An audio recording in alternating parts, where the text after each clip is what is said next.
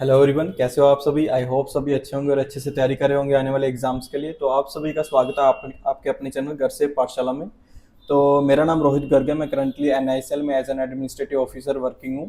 तो जैसे कि मैंने बहुत से डाउट्स हैं जो आपके क्लियर किए हैं एनआईसीएल 2025 की नोटिफिकेशन से रिलेटेड, उसकी एक प्लेलिस्ट मैंने बना दी है, आप उसको चेकआउट कर सकते हैं। तो आपके जो डाउट्स हैं वो क्लियर हो जाएंगे अगर आपने नहीं देखे हैं वो वीडियोस। उसका लिंक भी आपको डिस्क्रिप्शन में मिल जाएगा और आप टेलीग्राम चैनल से भी जुड़ सकते हैं। आपको इंपॉर्टेंट पीडीएफ्स वगैरह आपको मिल जाएंगी वहाँ पे। जो भी मैं शेयर करूँगा वो आपको डायरेक्टली वहाँ से मिल जाएंगी। तो आप उसको भी ज्वाइन कर सकते हैं डिस्क्रिप्शन से, और कमेंट सेक्शन में आपको लिंक मिल जाएगा। तो ये वीडियो है आज एसबीआई पीओ का जो नोटिफिकेशन आया है उससे रिगार्डिंग। तो मैं आपको डिटेल में इसका ब्रीफ बताने वाला हूँ, कैसे आप इसको प्रिपेयर कर सकते हैं, क्या क्या वैकेंसी आई है, कैसी थी, और प्रीवियस ईयर क्या कट ऑफ रही थी, और प्रीवियस ईयर में क्या वैकेंसीज रही थी, और इसका क्या एग्ज़ाम पैटर्न रहता है, क्या कैसे आप इसको तैयार कर सकते हैं, क्या क्या सिलेबस रहता है। तो डिटेल में आपको इसके बारे में बताने वाला हूँ। तो वीडियो को लास्ट तक जरूर देखिए। शुरू करते हैं वीडियो को।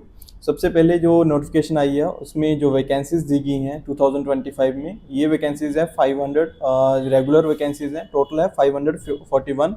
इसमें क्या है, रेगुलर वैकेंसीज आपकी 500 है और बैकलॉग वैकेंसीज रहती हैं वो 41 है। तो टोटल 541 वैकेंसीज यहाँ पे निकाली गई हैं। यूआर कैटेगरी के लिए रेगुलर वैकेंसीज हैं 203, और ओबीसी के लिए 135, और एसटी के लिए 37, और एससी के लिए 75 वैकेंसीज। यहाँ पे टोटल 500 वैकेंसीज है रेगुलर वैकेंसीज जो रहती हैं।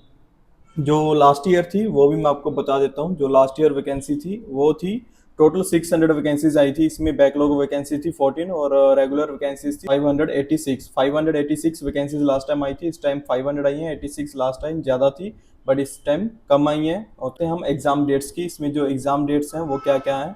इसमें जो आपका ऑनलाइन रजिस्ट्रेशन है वो स्टार्ट हो जाएगा 24, आज की डेट है 24 जून 2025 से लेके 14 जुलाई 2025 तक आपका जो ऑनलाइन रजिस्ट्रेशन का फॉर्म है वो सबमिट होंगे। तो आप इसको अप्लाई कर सकते हैं 14 जुलाई तक आप इसको अप्लाई कर सकते हैं। और जो पेमेंट फीस है वो भी आपकी इसी डेट में आपको भरनी पड़ेगी।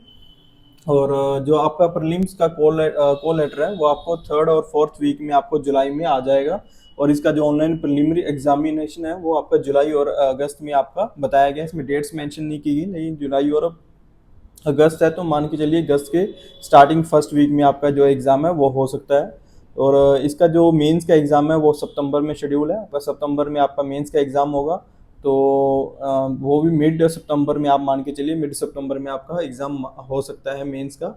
और इसके बाद आपका, अगर आप मेंस क्लियर करते हैं तो आपका साइकोमेट्रिक टेस्ट होता है, वो अक्टूबर नवंबर में आपका कंडक्ट करवाया जाएगा, जिसमें इंटरव्यू और ग्रुप एक्सरसाइजेज इंक्लूड होती हैं। और इसके बाद आपका जो फाइनल रिजल्ट है वो नवंबर दिसंबर 2025 तक आपका फाइनल रिजल्ट भी डिक्लेयर कर दिया जाएगा।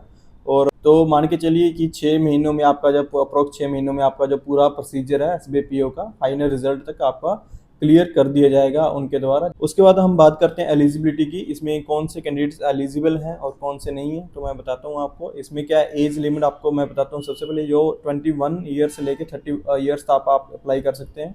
जो भी कैंडिडेट्स 21 ईयर्स का है वो अप्लाई कर सकते हैं। उससे कम एज के जैसे 20 और 19 एज के कैंडिडेट्स इसको अप्लाई नहीं कर सकते हैं। 21 एज के आपकी एज जो है 21 ईयर से ज़्यादा और 30 ईयर से कम होनी चाहिए एज ऑन 1 अप्रैल 2025।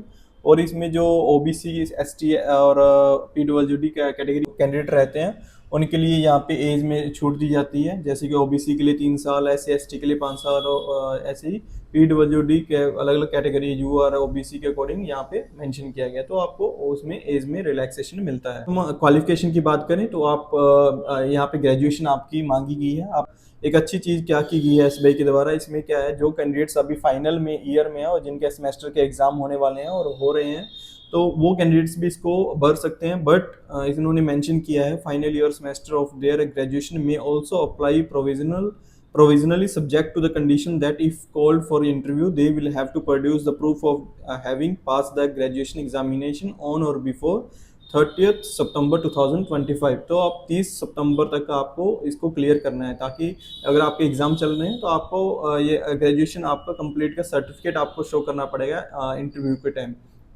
तो ये थी एलिजिबिलिटी। तो इसमें कोई कुछ परसेंटेज आपसे मांगी नहीं गई है। आप अगर ग्रेजुएट हैं तो आप इसको अप्लाई कर सकते हैं। इसमें कुछ मिनिमम जो परसेंटेज रहती है वो इसमें कुछ मांगी नहीं गई है। कि तो एग्ज़ाम पैटर्न क्या रहता है इसका।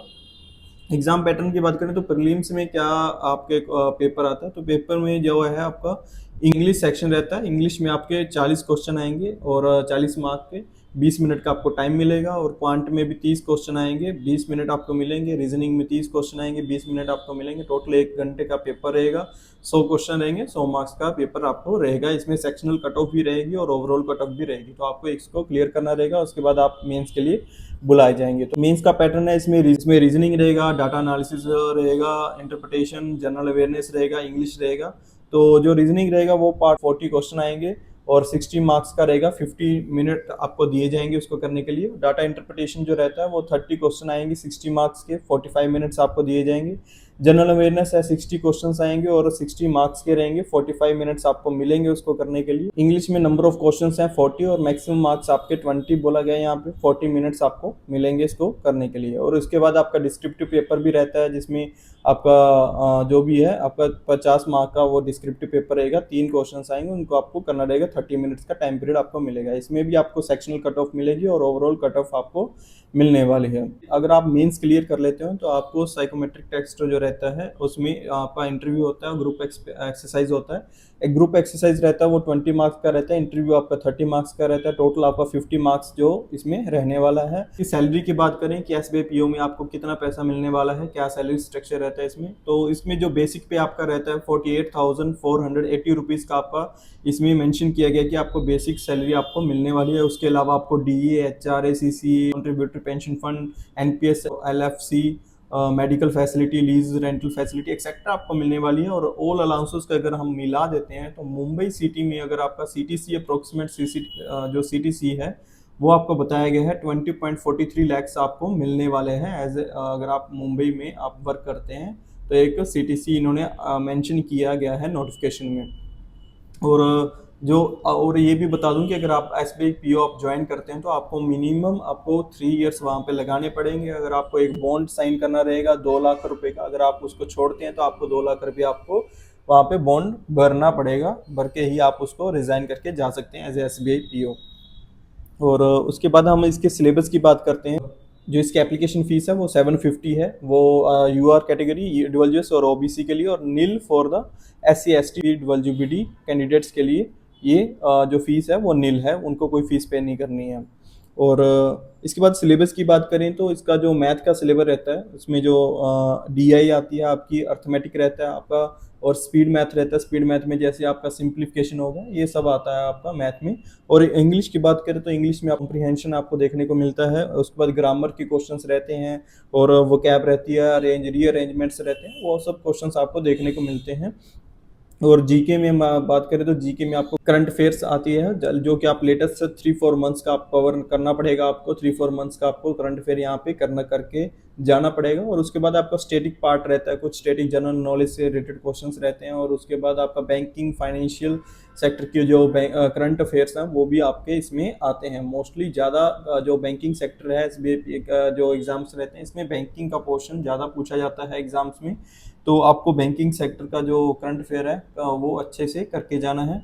और इसमें कट ऑफ की बात करें, कट ऑफ थी वो क्या थी, तो एसबीआई पीओ की जो प्रीलिम्स की कट ऑफ थी वो यूआर कैटेगरी के लिए 61.75 कट ऑफ गई थी, जो प्रीलिम्स की कट ऑफ थी एसबीआई पीओ की।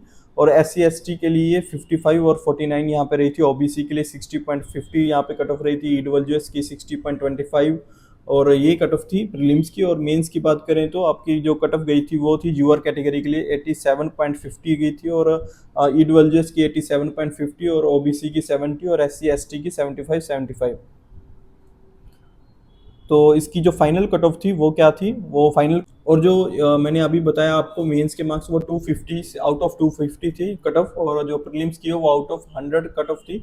और जो अभी मैं आपको फाइनल कट ऑफ बताने वाला हूँ वो है आउट ऑफ 100, क्योंकि इसको जो इंटरव्यू के 50 मार्क्स रहते हैं और 250 आपके मेंस के रिटन के एग्जाम्स के मार्क्स रहते हैं, उनको कंबाइन करके इसके मार्क्स को मिलाकर आउट ऑफ 100 बनाए जाते हैं। तो इसमें जो यूआर की कट ऑफ गई थी आउट ऑफ 100 46.25, ईडब्ल्यूएस की गई थी 36.85, ओबीसी की गई थी 40.96, और आपकी एससी एसटी की एससी की रही थी 32.50 और एसटी की गई थी 33.36, आपकी ये कट ऑफ गई थी। तो ये कट ऑफ थी, आपको मैंने बता दिया जो लास्ट ईयर की कट ऑफ थी। और एक मैं आपको बता दूं जो आईबीपीएस पीओ है वो भी आने वाला है। आईबीपीएस पीओ एक्चुअली एक्सपेक्टेड था कि पहले आ जाएगा, एसबीआई पीओ लास्ट में आता है। बट अभी जो है एसबीआई ने एक सरप्राइज दे दिया, तो अभी ये वैकेंसी पहले आ गई है, लेकिन आईबीपीएस पीओ भी आपका पीछे पीछे आता ही होगा जल्दी।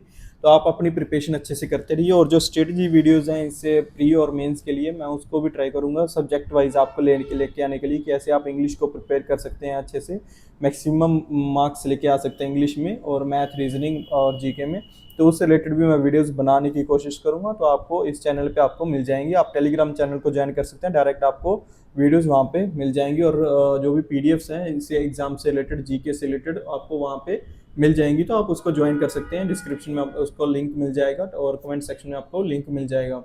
तो यही थी होलसम, आपको मैंने बता दिया क्या नोटिफिकेशन में क्या है, कैसा सैलरी स्ट्रक्चर रहने वाला है, क्या सिलेबस रहता है। तो आप इसके अकॉर्डिंग अपनी जो तैयारी है एग्जाम डेट्स को ध्यान में रखते हुए आप स्टार्ट कर सकते हैं, और अच्छे से तैयारी कीजिए। उसको मॉक टेस्ट लगाइए ज़्यादा से ज़्यादा, जितनी मॉक टेस्ट ज़्यादा लगाएंगे आप उसकी आपकी जो एक्यूरेसी है और आपकी स्पीड है वो इंक्रीज होगी। ज़्यादा से ज़्यादा मॉक टेस्ट लगाना ही आपके लिए बेनिफिट रहेगा। तो यही था कि आप जीके के साथ साथ अपने मॉक टेस्ट को कैरी ऑन कीजिए, और इसकी अच्छे से तैयारी करके इसका एग्ज़ाम को दीजिए। बाकी NICLAO की भी वैकेंसी अभी चल रही है, और अप्लाई हो रहे हैं फॉर्म, आप उसको भी अप्लाई कर सकते हैं। तो अभी जो है अच्छी से अच्छे वैकेंसीज और भी नोटिफिकेशंस आने वाली हैं, जैसे IBPS PO का नोटिफिकेशन भी आने वाला है। तो अपनी प्रिपरेशन को अच्छे से करते हैं, आप इस वैकेंसीज को अच्छे से तैयार कीजिए, ऐसा सोच के कि ये लास्ट टाइम आप इसको एग्ज़ाम्स को दे रहे हैं, तो अपना 100% दे के इस एग्ज़ाम्स को तैयारी कीजिए। तो यही था, बाकी मिलते हैं नेक्स्ट वीडियो में। All the best.